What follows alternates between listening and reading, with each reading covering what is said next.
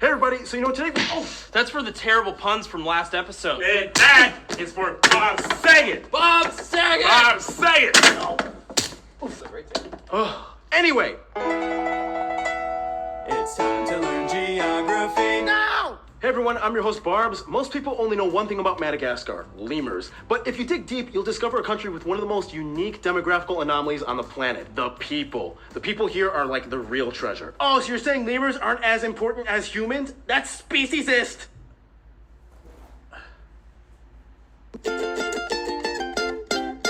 Native geography Lalina wrote a cool quote in an email saying, Madagascar is shaped like the left footprint of the gods. And when you observe this nation, you'll definitely see the divine residue. First of all, Madagascar is an island nation and the fourth largest island in the world, located just off the coast of Eastern Africa near Mozambique. The country is divided into 22 regions with the capital Antananarivo, sometimes called Tana for short, located in the Anlamaga region near the center of the country. After the capital, the largest cities are Toamasina in the east coast and Antirabe in the center. Although the country has about 70 domestic airports and airstrips, mostly for transporting supplies to the outskirt villages, the largest and only international airport is Ivato International in Antananarivo. Transport in Madagascar is quite good as the 6, 4, and 7 highways connect the country north to south. Unfortunately, only about 10% of their roadways are paved, and many are affected by rain and cyclones. It can take about 6 hours just to drive 60 miles simply because of the road work. Otherwise, with a coastline of over 3,000 miles, they are loaded with harbors and ports for shipping. The largest one, of course, being Toamasina, where most of the imports come in from the east. It also transports about 75% of their imports and exports. Wasn't there also like that Libertalia thing where the pirates came in to hide out and made like this weird utopian society in the 1600s? That's why I hired you as my research assistant. Say hi to Kai. He's the new research guy. The country has only 2 main railways, one mostly for cargo between Toamasina and Antananarivo, and the southern route, the Fianarantsoa-Mankara line, which carries passengers between the 2 towns that are not accessible by road. Sorry if this stuff seems kind of really boring and technical. It's just I like showing the inner workings of a country's infrastructure and how it operates. It's like opening up a pocket watch and explaining how all the gears and buttons make the whole thing function. Pocket watch? What are you, 90 years old? When I look at you Gen Z kids, sometimes I question if I actually am. The country has dozens of smaller islands and islets around the coast, mostly on the west side. Places like Nosy Bay, the largest and busiest resort in the country. Wasn't there a crazy news story about that place in which an angry mob went up to some French tourists and... Yeah, but we gotta keep this channel monetized. Otherwise, just like we mentioned in the Comoros episode, they have a few disputes over ownership of certain islands in the region. All these islands, though, are administered by France. Otherwise, some top notable sites of interest might include places like Pirate Cemetery of Sainte Marie, the Ambohimanga Gate, the Monument aux Morts, the Croc Farm, the Rova Antananarivo, Fort Mana, Ansirabe Cathedral, the Windsor Castle of Madagascar, Independence Avenue, the Botanical Gardens of Simbazaza, whale watching at Ifati Village, the Savika Bullfighting Ring, and the Gemstone Marketplace of Ilakaka. Alright, that was fun, and just like Bob Saget's career, it's time to move on to weirder and stranger territories. Yeah, see, I'm still keeping the gag running. Oh, good for you, Paul. That's amazing. Ken, I swear.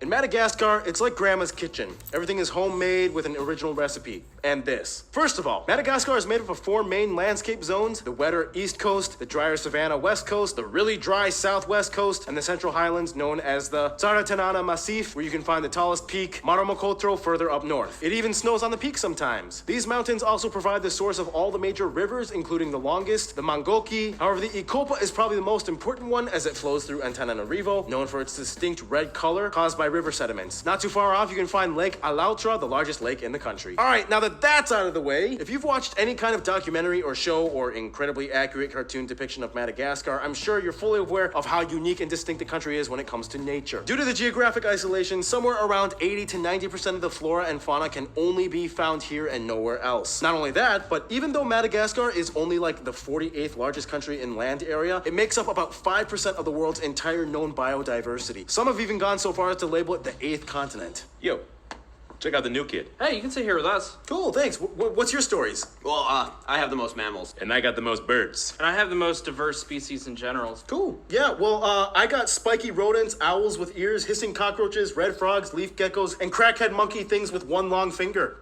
This guy is freaky. I like it. Yeah, they got some interesting stuff going on. On top of that, we cannot make an episode on Madagascar without talking about the most iconic national animal endemic to the island, the lemur, which comes in over 100 different species, my favorite being the ringtail. On top of that, Madagascar's land in itself is pocketed with outstanding wonders like the Singi de Bemahara stone forest, made out of needle-shaped eroded limestone cliffs, the Avenue of the Baobabs with incredibly thick trees only found here. Whoa! Madagascar is also the largest producer of vanilla in the world, providing around 60 to 75% of the world's supply. Thank you, Madagascar. Minerals and sapphires are mined a lot here. You'll find the distinct zebu cattle all over, known for their fatty shoulder humps. They provide great meat and milk, which brings us to food. Some of the top notable dishes of the country might include things like ravim bomangas, patsamena, kakapizon, akohosi voanio, sesika, and the national dish, ramazana. Now keep in mind, just like we studied in the Lao episode, a lot of these dishes might include a touch of leftover French influence, and baguettes are everywhere. In fact, French is an official language. What?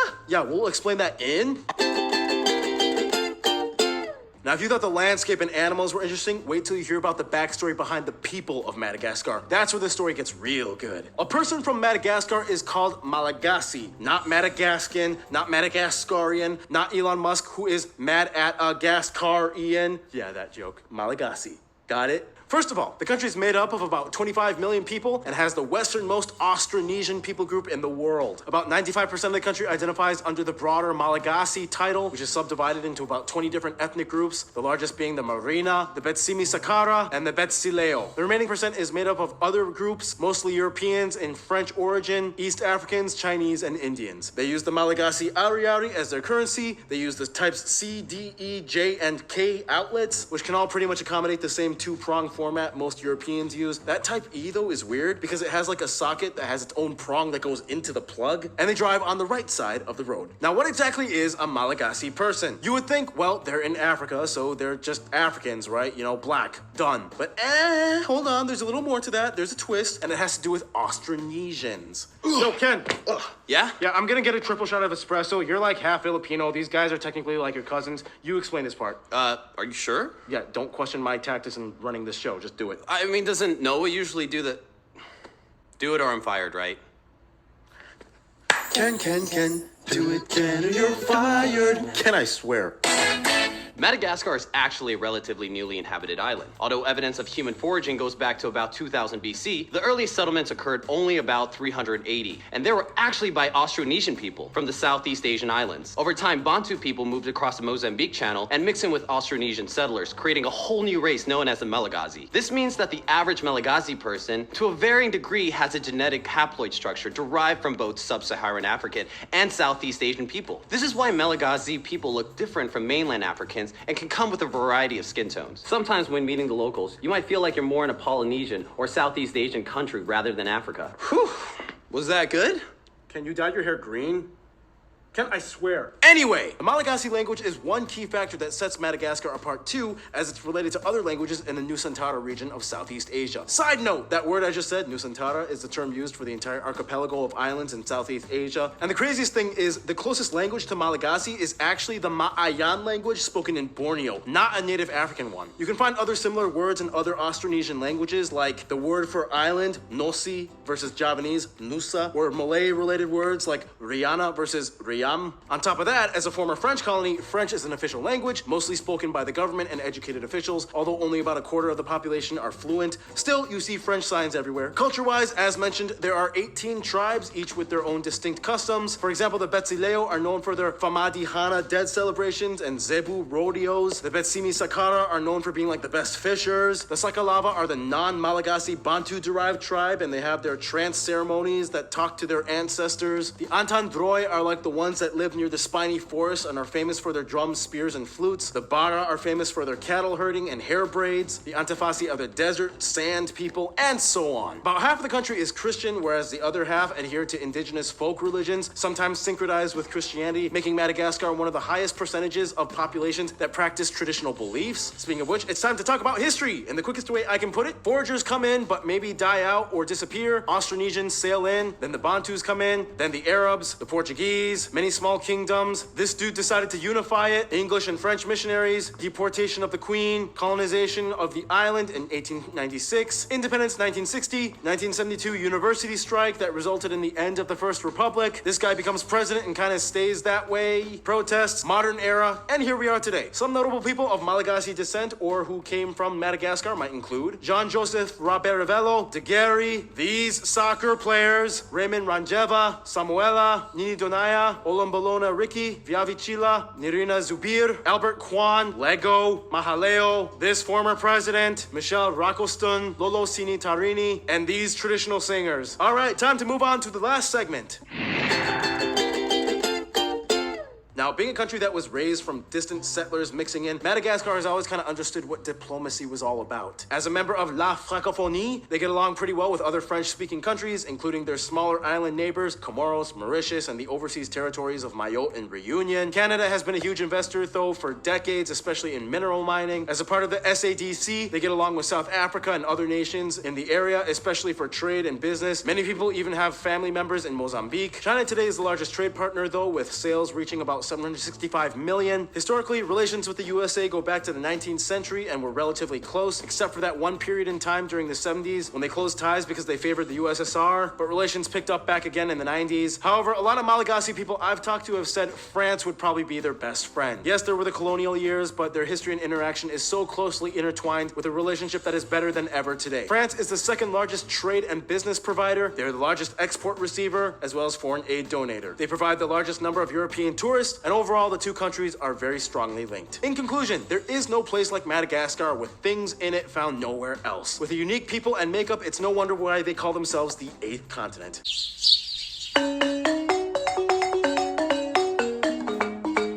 When most people hear about Madagascar, all that comes to their mind is the Hollywood animation Madagascar.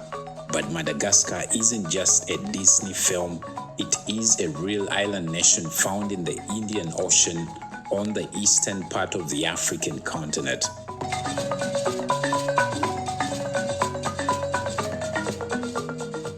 The country has a population of 29 million people and its capital is Antananarivo. In this video, we share the 10 interesting facts about Madagascar that you probably didn't know. Trust me, some of these will blow your mind.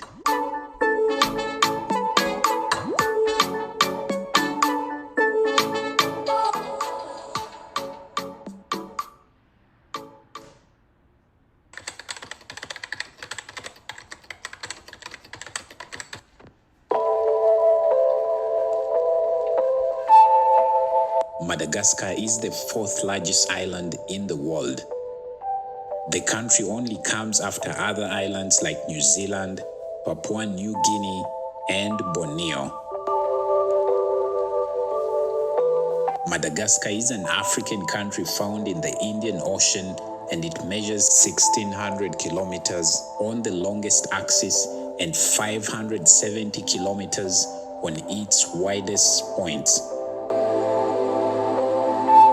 Within the island, there's a distinctive terrain which includes volcanic mountains, rainforests, sandstone cliffs, and much more. Definitely, this is one of those countries that you should visit on the African continent.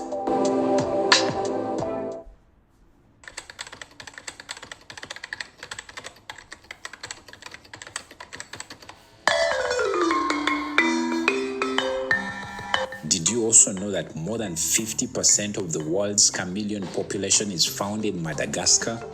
Well, this is a fact, and these include both the largest, which is called the Parsons chameleon, and also the smallest, which is termed as the Brucasia type of chameleon. It is very important to note that amongst the 150 chameleon species in the world, Madagascar happens to have most of these, and 59 of these species are only found on this island nation. So this makes the country one of those very unique countries.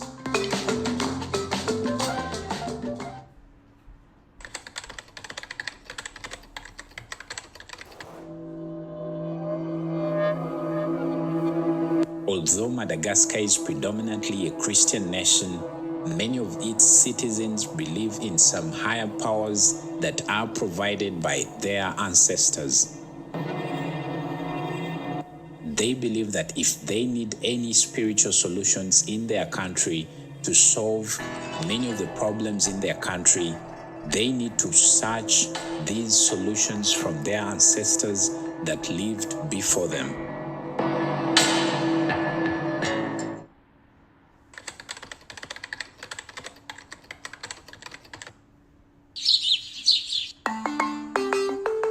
Madagascar is also home to the baobab tree, which is one of the oldest trees in the world, estimated to be around 2,500 years old. This is a very unique tree that looks as if it's upside down.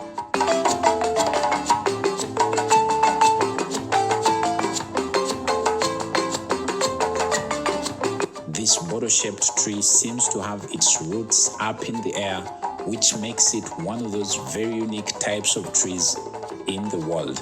And in the country, it's considered one of those sacred trees by the local people.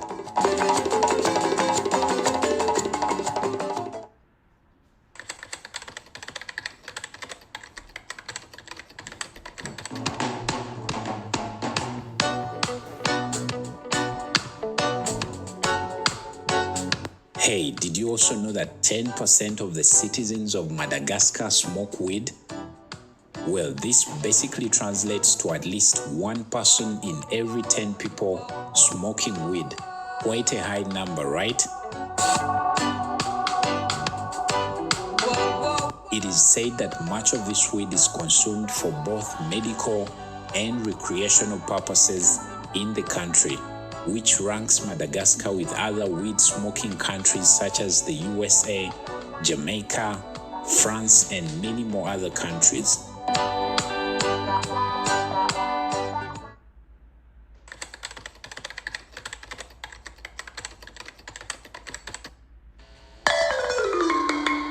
Bare knuckle fighting is a form of sport in the country that is very popular amongst the local people.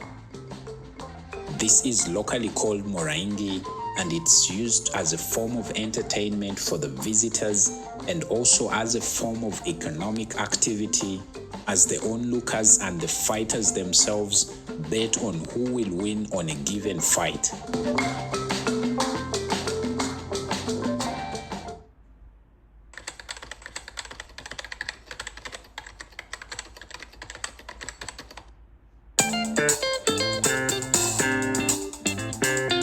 Madagascar is one of the few African countries that are very strong at upholding human rights on the African continent.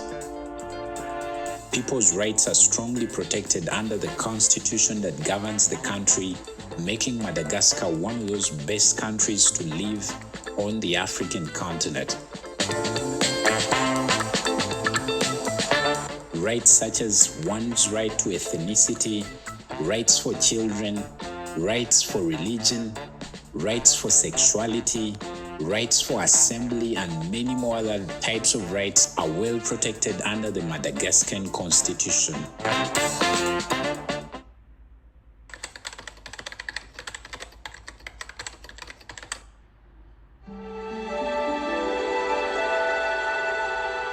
Before the French colonized Madagascar, the country was under the rulership of a woman, Queen Ranavalona III, who ruled the sovereign kingdom of Madagascar from 1883 to 1897. Although ever since the French colonized the country and later as the country got her independence, today Madagascans democratically elect their presidents.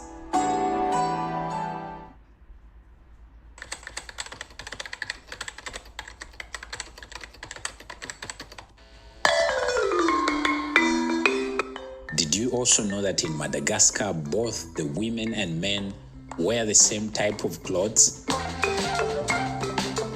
The lamba type of cloth, which is a traditional cultural wear, is worn by both the men and women at different occasions and events in the country. The lamba is a rectangular piece of cloth that is wrapped around the body, and it can also come in different designs.